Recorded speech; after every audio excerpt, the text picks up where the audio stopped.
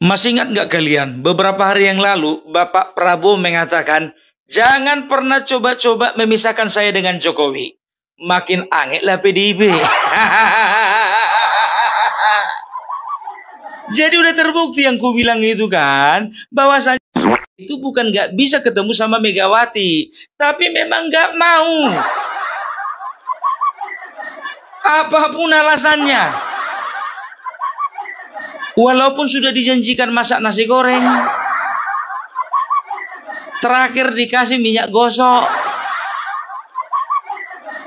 Bu Mega, kalau mau gratifikasi itu yang besar-besar lah nilainya.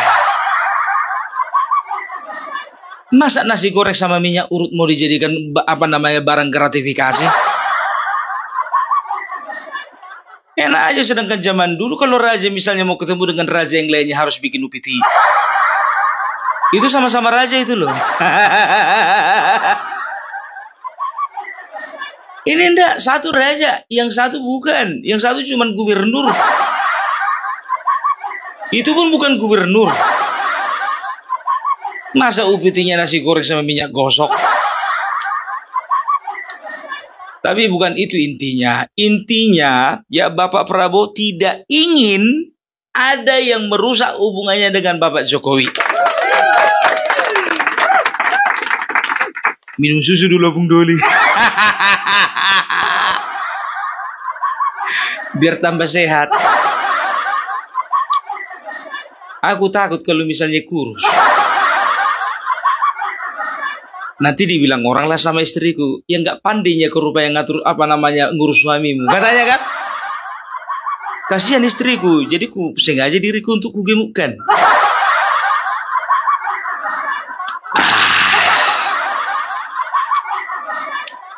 Ya, jadi sudah terkonfirmasi bahwasanya siapapun pihak, mau pihak dari RT 16, mau pihak dari RW 24, tidak akan bisa memisahkan antara Bapak Prabowo dan Bapak Jokowi.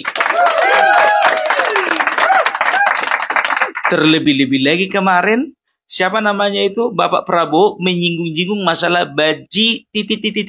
lol.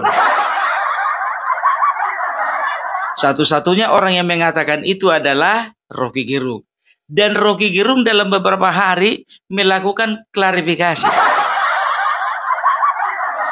Ya, dan kalian lihatlah contohnya. Ya, kalaulah kalian lihat contohnya di dalam konten-kontennya, sekarang itu semakin mengurangi kegalakannya. Udah nggak seperti dulu. Udah gak lembek dia.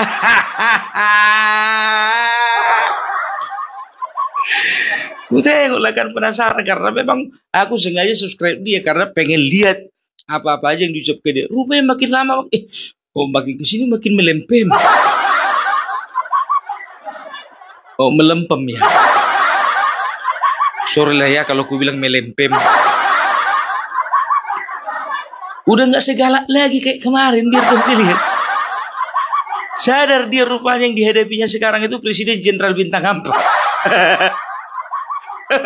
Bukan lagi orang sipil, wah. Nah, itu dia makanya. Begitu juga masalah IKN. Banyak pihak yang berusaha mempengaruhi masyarakat, mempengaruhi rakyat, ya. Bahwasanya IKN mangkrak lah, dibilang tidak ada lagi dana lah, tidak ada lagi diblokir lah masalah pembiayaannya. Nah, tiba-tiba nongol tuh Bang Hotman Paris di IKN, membuktikan secara langsung. Kalau aku yakin ini sebetulnya udah telepon-teleponan ini sama Bapak Prabowo, kan begitu. Ya, karena apa? Yang pertama, namanya Bang Hotman itu, dia itu lawyernya Bapak Prabowo sampai sekarang. Kan begitu. Yang kedua, ya kan, yakin kalian cuma sekedar jalan-jalan aja Bapak Hotman Paris Hutapea ke IKN?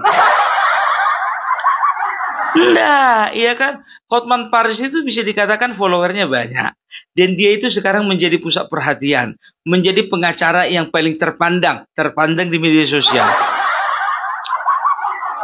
Ya kan?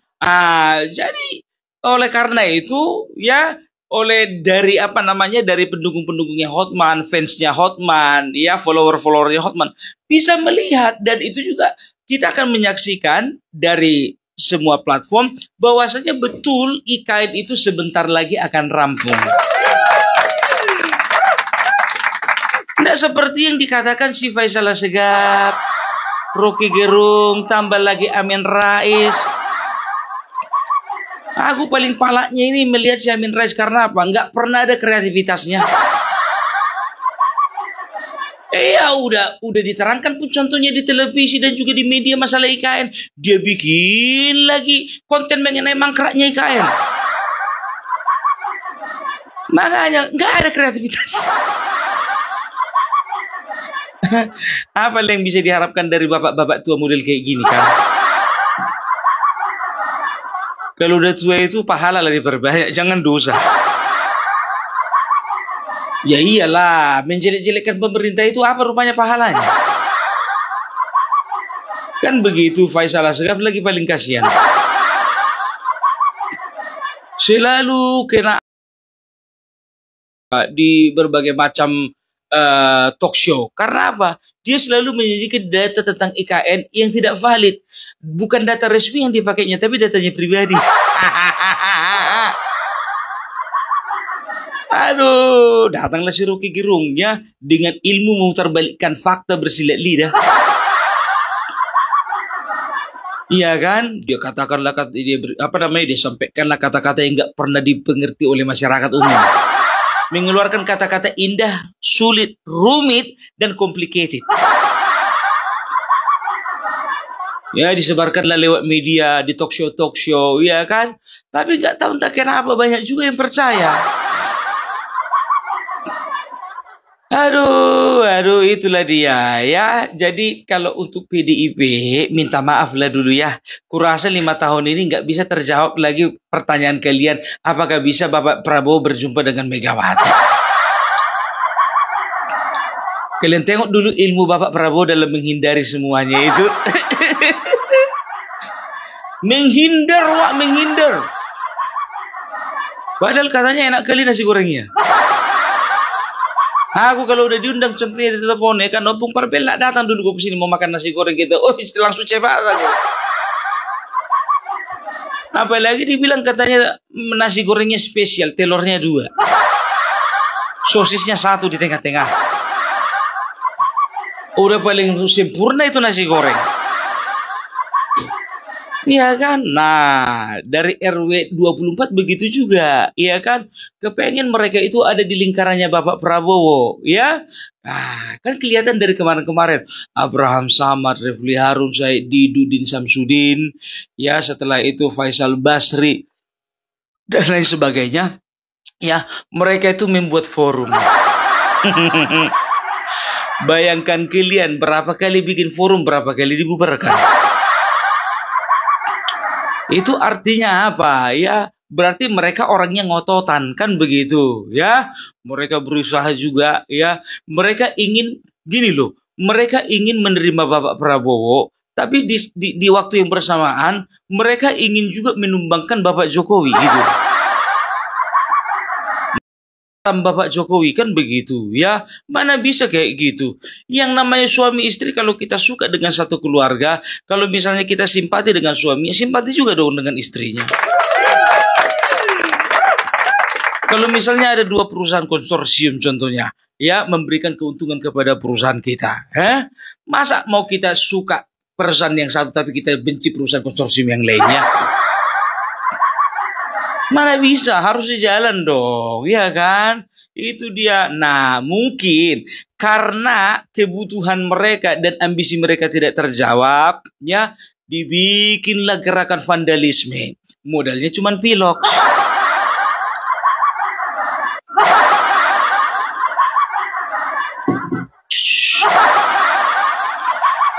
Cair 250.000. Cair 250 kan itu yang apa kan, yang kabar-kabarnya udah kena tangkap kan, 250.000 bro. Gara-gara 250.000 mau kau masuk penjara. Ini rasa aku tuh orang ini. Tapi memang betul-betul ya mereka itu pandai kali memanfaatkan bodoh. Ya iyalah, coba bayangkan kalian dengan modal pilox, ya kan? Pilox katakanlah dua biji pilox, satu biji pilox 25.000, dua biji itu 50.000, kan begitu. Nah, 200.000-nya lagi dipakailah untuk uang minyak. Setelah itu uang makan, setelah itu uang bocor ban. Bikinlah di Jakarta, bikin di Solo, bikin di Jogja, bikin di Surabaya, bikin di Medan. Cuman jujur aja aku bilang, aku nggak percaya cuma satu orang yang melakukannya ini. Karena aku bilang, nggak mungkin juga habis mencoret-coret dia di Solo langsung terbang ke Medan. Cuman untuk mencoret-coret aja. Tapi hampir bisa dipastikan ini, pasti koordinasinya satu orang. Bayangkan kalian 2 orang mencoret ya satu kota, Jakarta, Jogja, Solo, Surabaya, Malang ditambah Medan. Ada 6 ya. Katakanlah satu tempat itu ada 2 orang. 500.000. 500.000 dikali 6 kota, cuma modal 3 juta. Lebih mudah daripada bikin forum. Kalau bikin forum, coba bayangkan kalian, sewa gedung. Kalau sewa gedung di hotel, ya apalagi di Jakarta, itu nggak nyampe, itu bisa sekitar 20 juta itu satu hari. Kalau satu harian, kan begitu. Belum lagi konsumsi. Apalagi di hotel, satu orang itu biasanya pakainya 100.000.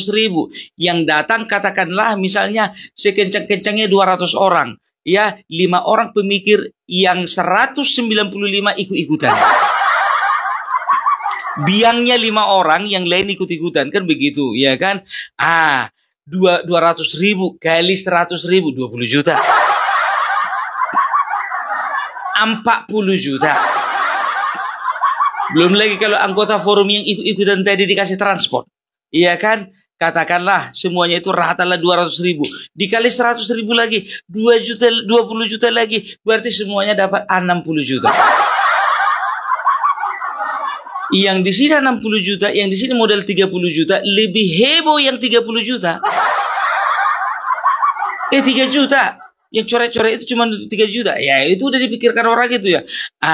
Inilah prinsip ekonomi. Iya kan? Modal sedikit, hebohnya besar-besaran. Aduh.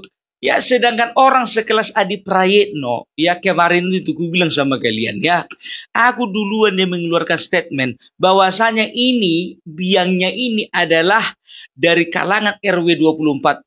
Nah sekarang beberapa hari yang lalu rilislah Adi Prayitno, kok sama-sama beritahu. Padahal dia sudah pakar politik nasional ya kan, awak kelas kampungnya. Ya, tapi ujung-ujungnya pendapatku juga yang dipakai.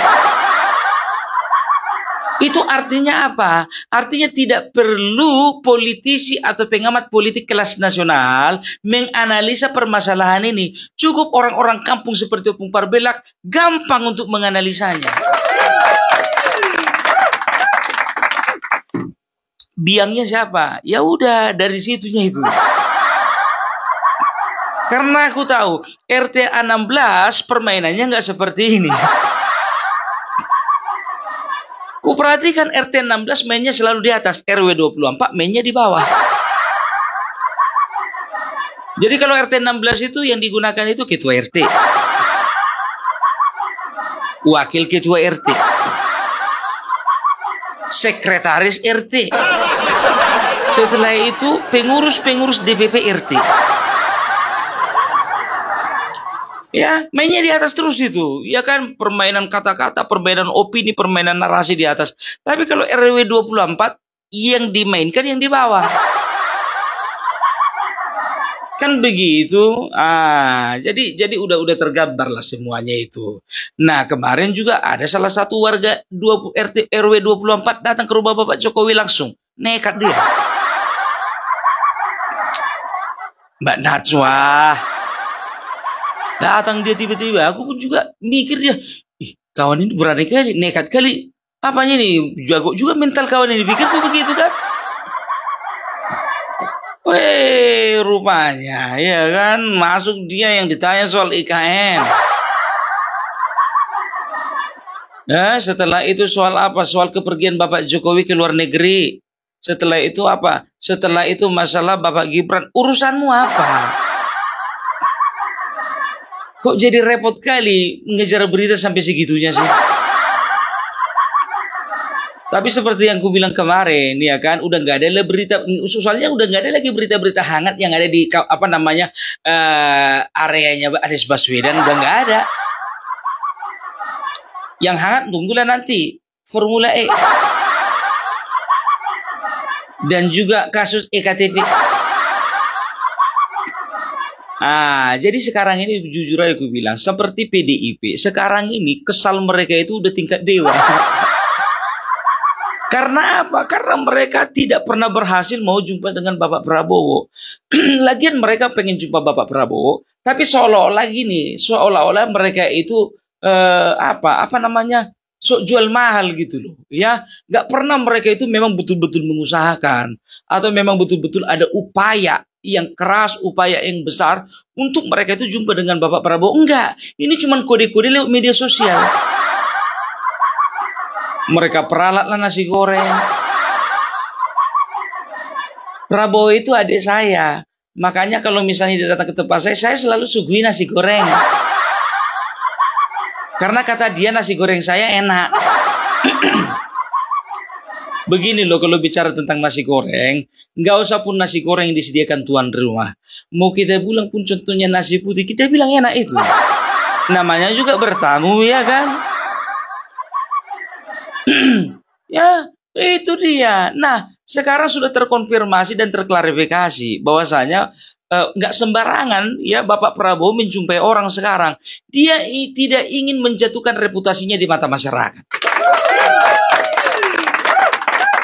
Ya, itu dia. Makanya sekarang itu dia makin kesal mereka. Apalagi ini sebentar lagi nih kasus EKTP ini.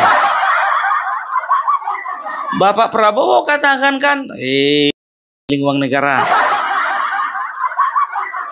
Kembalikanlah. Kalau misalnya kau kembalikan, kita akan pikirkan caranya supaya kau gak malu. Uang negara. Kalau kau gak pulangkan, maka kau akan tahu akibatnya. Uang negara ini bukan cuma kasus BLBI, tapi juga EKTP. Siapa yang makin pusing? Tetap orang PDIP. Karena Paulus Thanos itu membawa petunjuk, memberikan petunjuk yang lebih lengkap daripada yang sebelumnya. Makanya aku bilang, ya kan, ada sangkut pautnya, ya, ini akan kena ini, ya, siapa, ingat ini ya, siapa anggota Dewan tahun 2014-2019. Aman atau enggak? Siapa juga anggota Dewan tahun 2019-2024? Aman juga atau enggak? Kan begitu? Ya kan? Siapa-siapa aja yang ada di Komisi 2. Ya, Ganjar ada enggak pun? Wakil ketua komisi dia. Wakil ketua komisi. Makanya dapat dia $500.000. Ya kan? Bukannya menuduh pumpar belak, tapi semuanya ada data, ya kan? Itu dia. Yasona Lawli juga kan? Awak kira selama ini dicekal dia itu, ternyata, ya kan? Mungkin KPK tahu ini. Memang Yasona Lawli sebagai saksi. Tapi kalau untuk urusan EKTP ini bahaya nih, bakalan ada kemungkinan untuk pergi nih, kan gitu kan? Makanya mulai dari sekarang dicekal. Nah, yang paling kasihan itu yang ex kader katanya ya, yang perempuan itu yang mantan anggota Bawaslu, sakit dia mau berobat dicekal. Aduh ibu berobat aja di dalam negeri, kenapa sih? Nggak usah nangis-nangis kayak gitu kalau nggak bisa berobat ke luar negeri. Sedangkan aku nggak berobat ke luar negeri, nggak nangis-nangis aku. Karena tahu aku ongkosnya besar. Udah habis susuku, bah. Itu dia ya. Jadi itulah dulu dari Opung Parbelak ya. Jadi mudah-mudahan semuanya ini akan terang benderang ya. Sekali lagi Opung Parbelak mengatakan tidak ada yang bisa memisahkan antara Bapak Prabowo dengan Bapak Jokowi. Oke? Oke, terima kasih teman-teman yang sudah menonton videonya. Itulah keseruan Opung Parbelak membahas komentar tentang isu videonya. Dan apabila teman-teman ada pendapat atau ada saran, silahkan komen di kolom komentar. Selamat beraktivitas, sampai jumpa di video selanjutnya. Sampai jumpa.